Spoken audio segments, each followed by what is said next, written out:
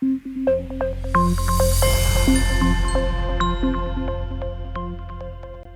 my name is Nick Huntington-Klein. Welcome to this video from my series of videos on my book, The Effect, which is all about how to do causal inference and research design. In this video, we're going to be talking about how to describe variables. We know that we have variables that we have measured, we have a bunch of data, and we want to be able to tell somebody what is in that data. That's the whole point of what we are doing, right? We have a bunch of data, we have thousands of observations of whatever it is that we have, and we want to tell somebody what is in those observations without just making them look through them one at a time and try to make sense of them in their own head, because it's just hard for us to make much sense of all of that. So when we're doing this, we're going to need to think about what is the distribution of a variable. That's the key idea that we're going to get at here, that variables have distributions.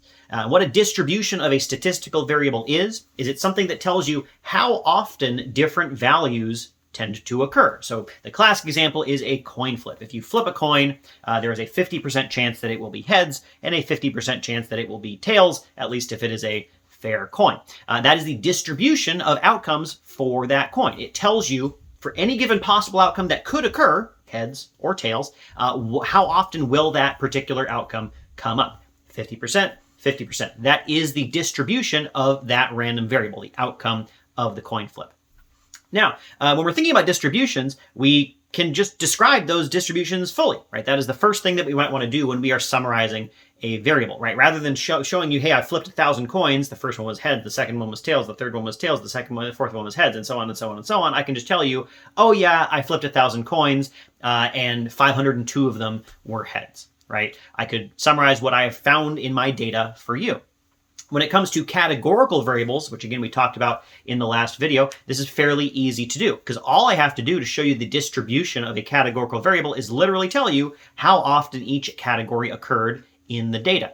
And that will give you the sample distribution of my categorical variable. So here's an example. I've got some data on colleges here. And the first variable that I'm going to look at is the kind of degrees that those colleges award. Are they 2-year colleges? Do they tend to offer like certificates and things that are less than 2 years in length to get? Or are they 4-year or more degrees, bachelor's degrees, things like that? And what we see in this data from this table is that I have a data set of 7,424 observations. In those observations, I've got about 3,495 that award less than 2-year degrees, which is 47.1% of the data that I have. And this is telling me that in the sample of data that I have, 47.1% of the observations are for colleges that offer less than 2-year degrees. And I can do the same thing. I can say that 22.2% offer 2-year degrees and 30.7% offer 4-year degrees. And this is the distribution, the sample distribution that I have in my data of this variable. And that's just literally all there is. When you have a categorical variable, that is all you need to do to fully describe the distribution of the variable. How about for continuous variables? It's a bit trickier because we can't just do this exact same thing that we did for categorical variables, because for continuous variables, it's pretty unlikely that more than one observation is going to have the exact same value, right? If your income is $17,432.16 last year, then even somebody with a very similar income, your coworker perhaps maybe made $17,487.22 last year. And so you would be very similar to each other, but still we're not going to make a table with one row for every single person because that would be a very long table and we'd just be looking at the data set again. So for continuous variables, we tend to do one of two things. Either we can turn them into categorical variables by binning them. This is a very common approach, and it leads us to what is called a histogram. A histogram is basically you take a continuous variable, you cut it up into bins. So instead of looking at all the values independently, you say, okay, here are the incomes from 0 to 5,000. Here are the incomes from 5,000 to 10,000. Here are the incomes from 10,000 to 15,000, and so on. You count up how many people are in each of those bins, and then you graph that out. Or you could make a table if you prefer. This here is an example of a histogram looking at the earnings of the students who went to those colleges. We can see that most students went to a college where the typical earnings after graduation are between $20,000 and $40,000. So here we've just turned a continuous variable into a categorical variable, or rather an ordered variable, and we have shown the number of people in each of those categories. And of course, ordered variables can also have a histogram or a categorical table like this. But also we can go a bit further because this is still leaving out a lot of the detail that is in that continuous variable. So we can make those bins smaller to help get us a bit more detailed. And then we can make them smaller again and smaller again, and smaller and smaller and smaller until they get infinitesimally narrow, and we have what is called a density distribution. A density distribution is just like a histogram, except that the bins have gotten infinitely small, so we are describing more the probability of being sort of in a range around a point than we are looking at the number of observations within a given bin. But it's the same idea, right? It's just a histogram with really narrow points, and it shows you how likely different outcomes are. So here we can see in this histogram that, again, the most common outcomes are somewhere in the range of like 30,000 to 35,000. That's sort of where we get the peak of our density. We see a couple observations where it's above 100,000, where the average earnings of the college cohort after graduation is above 100,000, doing pretty good, but it's pretty rare, like not a whole lot over there. Or like 12,000, where the average earnings is 12,000 or less, but again, pretty rare. And we can tell that it's pretty rare because there's simply the line's just not that high down there. There's not a lot of area underneath the line at that point. So at this point, we have fully described the distribution of these variables, either categorical or something we can, bin up, and we've just literally described the entire distribution by showing you the proportion in each of those categories. Or we have a density distribution for a continuous variable that shows us the probability of landing sort of in a range. Technically, we're looking at a density here, not a probability, but it's the same idea, right? The numbers are going to be different, but the idea is the same. But we probably want to summarize a bit more than that, because even just showing somebody a density distribution is still a lot of information. What can we do with it? And from this, we would go on to summary statistics. Now, there are a lot of ways to summarize a variable in a bit more parsimoniously, with a bit less detail than just showing them the entire distribution. And there's two main ways to go about it, at least when you're talking about continuous variables. One way is mean-based statistics, and the other is percentile-based statistics. And these are the two most common ways that you would see. Mean-based statistics work with the mean, the average mean, which you can get by adding up all the values and then dividing by how many values you have. And what this tends to get you is a value that's sort of representative of the, if the average value. If you were betting on what this value was going to be, you'd break even if you bet the mean. That's what we'd get. And the mean is what's called a central tendency. It is a single value that is supposed to describe sort of what the center of the distribution, the most single representative value of that distribution. If you look on a density graph, if you have a graph that sort of has a nice little bell curve shape, the middle of that bell curve, what we're looking for, that's our central tendency, sort of what all the data is centered around. So that's a mean-based statistic, right? We're summing up all the values, we're dividing by how many values we get to get something that is representative of the kind of value that you tend to get back from this distribution. On the other side, we have percentiles. Now, what a percentile is if you look at this distribution and you draw a line somewhere, and then you say, okay, what's the probability of being to the left of this line?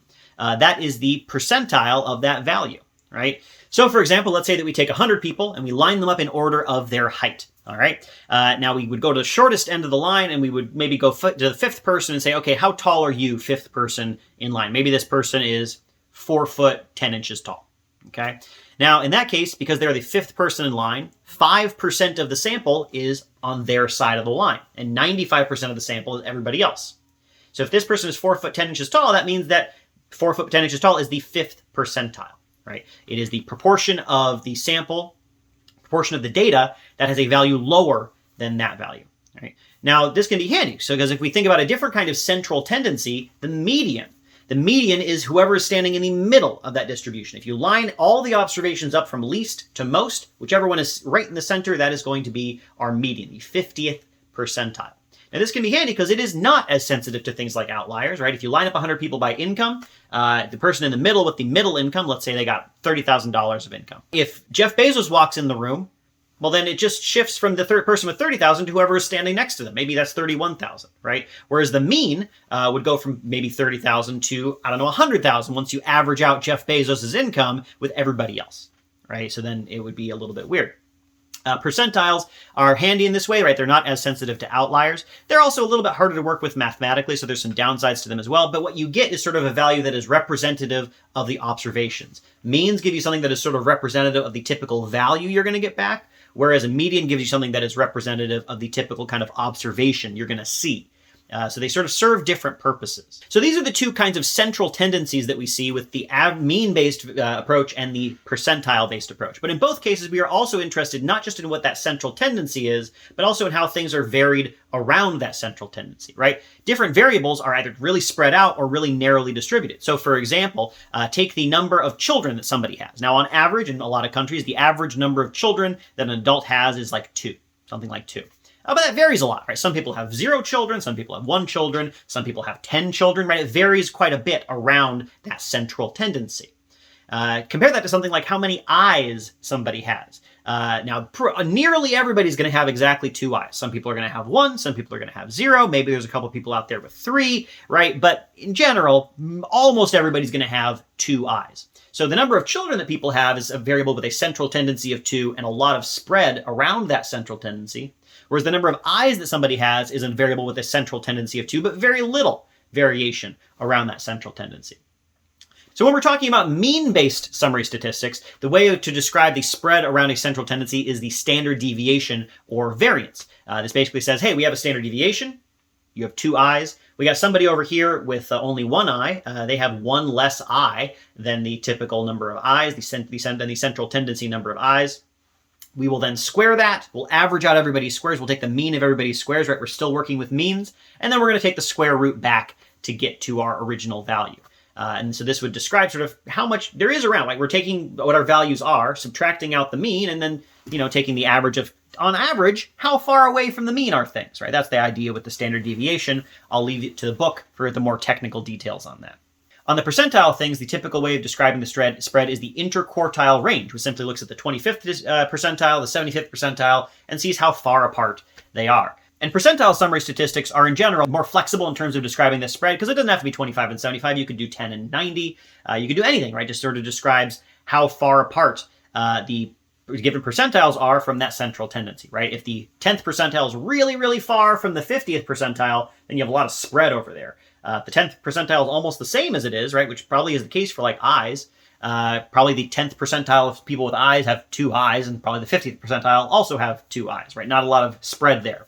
Whereas the 10th percentile of children is probably 0, and the 50th percentile is 2. There's a bit of a spread there. Now, it's important that we have both these central tendency descriptions and also these spread distributions because we want to know our central tendencies sort of give us an idea of what the values kind of look like in general. What is the average, right? We're getting an averages here. Whereas the spread we need to know about because it's important for us to know, hey, how much does this vary, right? A variable that varies very little is going to be very different in terms of how you use it from a variable that varies a whole lot. I've used the term vary a lot there. One last thing I want to mention briefly is that things don't just have to be central tendencies or spread. This sort of implies that everything is symmetric around that one mean, right? There's a mean and then or a median, and then you have a spread around it. But it doesn't have to be equal like that, right? Maybe this side has very little spread and this side has a lot of spread, right? This is something that you see with skew. Skew is a description of how varied things are in one direction only.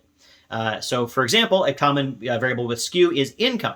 With income, you have a lot of people with a relatively similar amount of income sort of down near the bottom, and then you have a couple of people who are, boom, way out on the side, right? This is the Jeff Bezos example that we talked about earlier.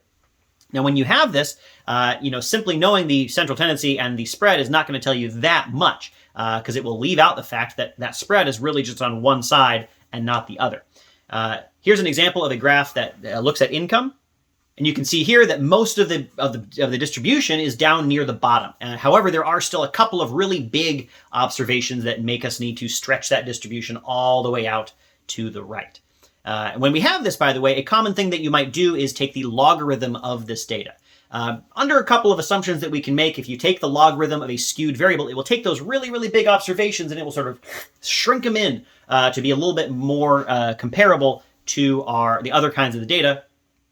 Which allows you to analyze this variable without sort of being completely distracted by those really enormous values. So here's an example of what that distribution might look like after we take the logarithm. You can see that it's not perfect, but it does look a lot more symmetric. We don't necessarily need our variables to be symmetric in order to describe them properly, but for some calculations, especially ones that are based on means, they're going to do a little bit better of a job of accurately describing what the data looks like if the data looks sort of symmetric-ish at least. And so that is a trick that we can use when we do have skewed data, which pops up a lot in the real world in order to bring things back in a little bit, make them a little bit easier to work with. All right, that's what we've covered so far when we're talking about describing what our data looks like. We describe our distribution. We see what that distribution looks like. If it's a categorical variable, we might just be done. If it is a continuous variable, we'll have a nice density distribution, which in itself will be quite informative, but we will probably want to summarize further, perhaps with a central tendency to get at a general idea of what the value tends to be, either representative of the value with the mean or representative of the observation with the median. We also want to know about the spread of that distribution around that central tendency, which in the world of means can be the standard deviation or the variance, and in the world of medians can be something like the interquartile spread, comparing a low percentile to a high percentile. In the next video, we're going to talk about how to use these distributions and the descriptions of these distributions to learn a little bit more about what's really going on in the real world. Thank you.